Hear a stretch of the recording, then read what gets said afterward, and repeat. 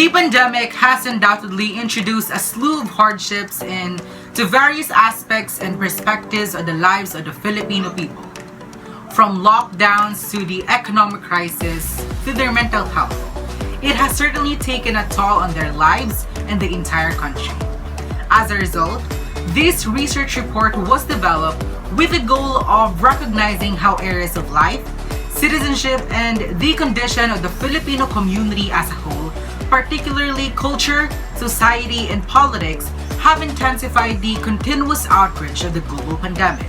Moreover, it is also aiming to assess the underlying conditions of certain sectors in the country and as to how the Filipino culture, society, and politics were maintained during this time. Good day, everyone! Today, I'm going to tackle about how areas of life, namely culture, society, and politics, have mitigated or intensified the global pandemic here in the Philippines. Starting with the idea of culture above adversity among Filipinos. Culture is an important element in the lives of Filipinos. Several practices and beliefs are taught so that traditional values are preserved. Some of these values that they carry out are being passionate and welcoming.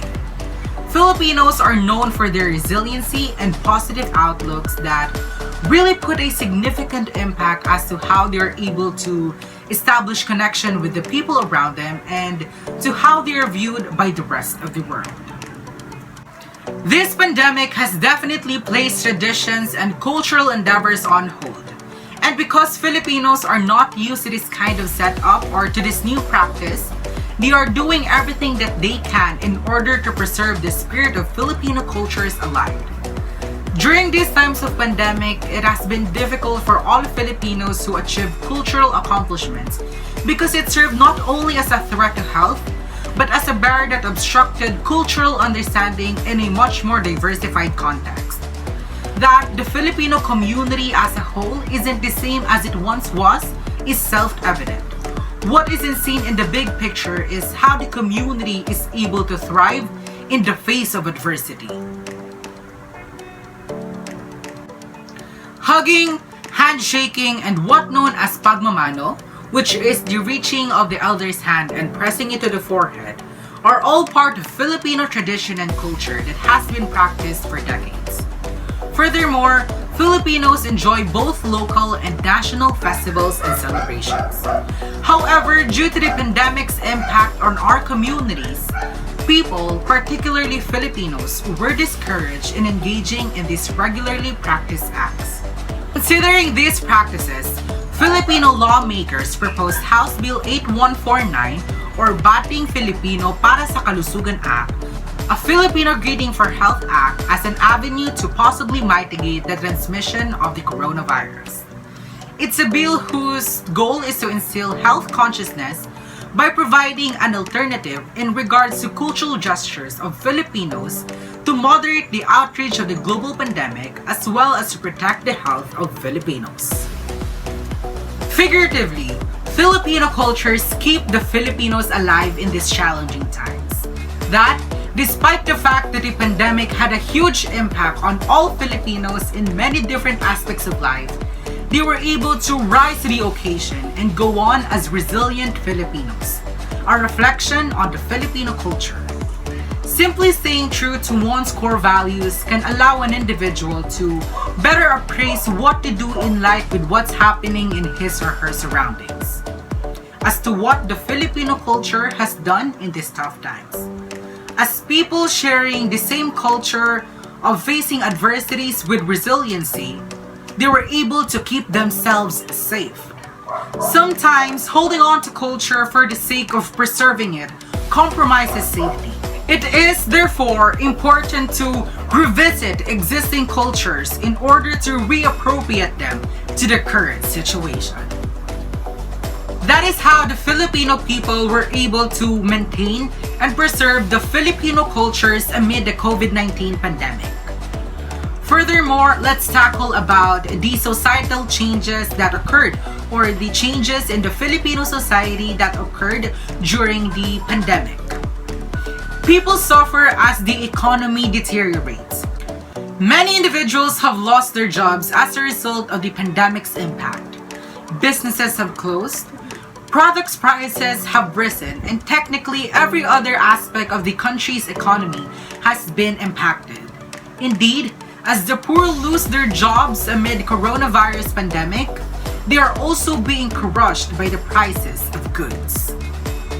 In terms of these societal changes, the Filipino society has undoubtedly been thrust into a new way of life as a result of what the pandemic has brought everyone. While others enjoy their so-called privileges, others are battling for their life every single day. Furthermore, it was not just the increase in the price of commodities that harmed individuals, but also the loss of jobs and the closure of businesses. Others rely on this for their own survival and to feed their own families, but due to our current situation, it is undeniably difficult for them to make a living. Prior to the COVID-19 pandemic, the Philippines was experiencing its longest ever economic and job expansion. Unfortunately, the pandemic reversed some of these gains, wiping out 1.7 million wage and salary jobs in the 12 months to January 2021. It will take a long way for the Filipino society to recover from all the losses that have afflicted each and every one. The Filipino people will gradually rise as everything is put on hold. And as the country strives to improve the lives of all Filipinos, job opportunities in various sectors in the country are constantly being offered, and businesses nationwide are progressively reopening. And once the society grasps this notion, recuperating from the pandemic's effects will be a breeze. Furthermore, let's go on to details regarding the government responses during this COVID-19 pandemic. The Philippines' response to COVID-19 has been described as being one of the longest and strictest lockdowns in the world. Entire provinces and cities were put into lockdown, mobility was restricted, and the wearing of masks and social distancing were strictly enforced. When it comes to battling the pandemic, the Philippines, as a third world country, is definitely deficient in resources. As the economy has dramatically deteriorated, Filipinos, particularly the less fortunate, require nothing more than assistance. Measures Bayanihan to Heal as One Act, lockdowns, cash aids, medical supply, mass testing, travel restrictions, repatriation, military and police, quarantine and isolation are among the national responses and regulations. This is what the government has provided to all Filipinos all over the country. However, while some people have benefited from these responses, others have not due to factors such as not being labeled as indigent or not covered by the assistance. Specifically, the Bayanihan to Heal as One Act, cash aid, and medical supply are among the responses that benefited the majority of the Filipino people the most. In regards to the Bayanihan to Heal as One Act, or also known as Republic Act 11469, its main purposes include ensuring and regulate distribution and accessibility of essential goods and utilities such as power, energy, fuel, and water, providing incentives and financial assistance to health workers, and provide financial assistance to low-income households, among others. On the other hand, cash aid for Filipinos, such as the Frontline Workers Compensation, which grants frontline government officials and employees to receive a daily hazard pay of 500 pesos, as well as granting the payment of a special risk allowance for public health workers in addition to their hazard pay. The Universal Healthcare, which provided a 30 billion pesos worth of advance payment to its accredited health facilities for healthcare providers to obtain the liquid capital required to efficiently respond to the crisis. Although many people have benefited from this cash aid from the government, especially indigent families, frontliners, and health workers, many are still waiting for government assistance as they don't fit the criteria for the given cash aid programs. Moreover, the government, specifically the Office of the Vice President Leni Robredo, has raised about 28.8 million pesos to purchase 64,367 sets of PPEs and donate it to frontline health professionals all over the country, increasing the medical supplies nationwide.